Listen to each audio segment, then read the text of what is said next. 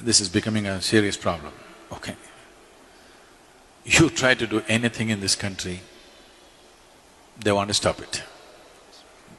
You want to build a dam, there's a protest. You want a nuclear project, there's a protest. Thermal project, protest. Windmill, protest. But everybody wants everything. In their homes, they want all the gadgets, they want 24 hours power, they want everything going. This is because we are only looking at the problems and we have not taken up the challenge of creating solutions in our minds. I think this is a kind of a pre-independence hangover. Because Mahatma Gandhi brilliantly designed a revolt against the British, not by killing them, not by shooting at them, not by bombing installations, but simply by stopping activity. Bandh, Hartal, Satyagraha came from there. It was a brilliant device for those days because we were conquered. But even today, if you want to become a leader, I'm just telling you, this is a secret, okay? Suppose you want to become a political leader, don't try to build a road, build a dam, do this, do that. No.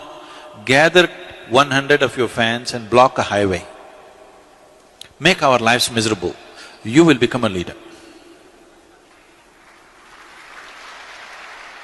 Yes, unfortunately, yes. You stop the train, you stop the road, you cut the water, cut the electricity, you will become a leader. If you make something happen, you will get ignored, of course. Making the nation go and making the nation stop are two different kinds of technologies. Mahatma Gandhi mastered the art of making the nation stop, and it was contextually the right thing to do for those times because we were being ruled by somebody else. But we are still doing the same thing. State governments are demanding that they must have a right to call for a bandh. Bandh means closure.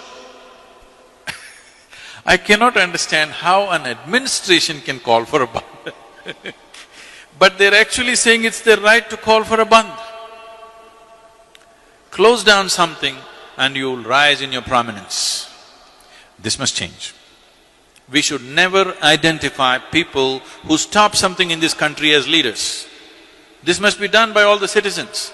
Whoever stops something in this nation should never ever be our leader. Whoever makes things happen in this country, he must be the leader, isn't it?